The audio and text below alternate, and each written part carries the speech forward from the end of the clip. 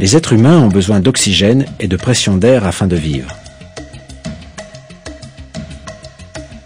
La respiration est rendue possible par l'oxygène de l'atmosphère, atteignant les alvéoles de nos poumons.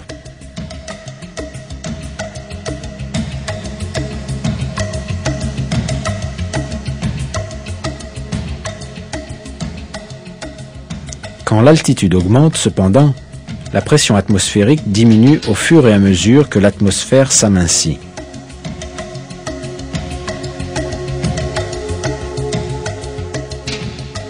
Par conséquent, la quantité d'oxygène entrant dans le flux sanguin décline et il devient plus difficile de respirer.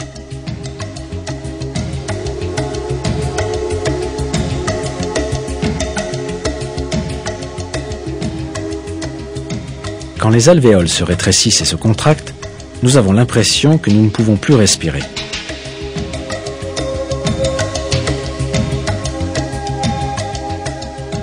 Si la quantité d'oxygène dans le sang est inférieure aux besoins du corps, plusieurs symptômes apparaissent.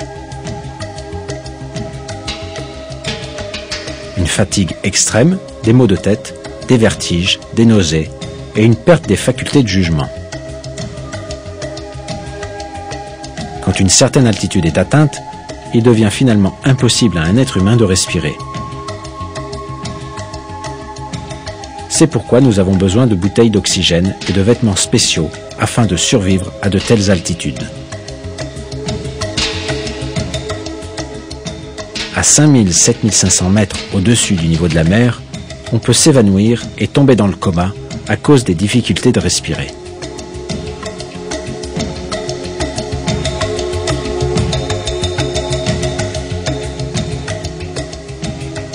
Cela explique la présence d'équipements à oxygène dans les avions. La difficulté ressentie à respirer avec l'augmentation de l'altitude donne lieu à une contraction dans la poitrine et à un sentiment d'être compressé. Ce fait scientifique est révélé de cette manière dans le Coran.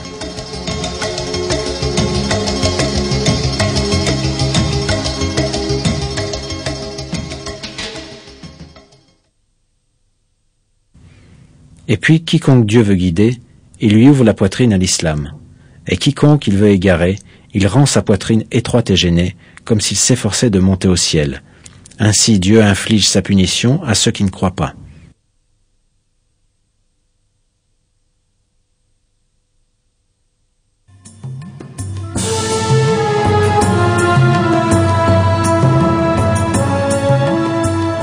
Les habitants de la péninsule arabe, dans les années 600, n'avaient bien sûr aucun moyen de voler dans les airs ou d'escalader des montagnes hautes de plusieurs milliers de mètres pour leur permettre d'expérimenter l'essoufflement indiqué dans le Coran.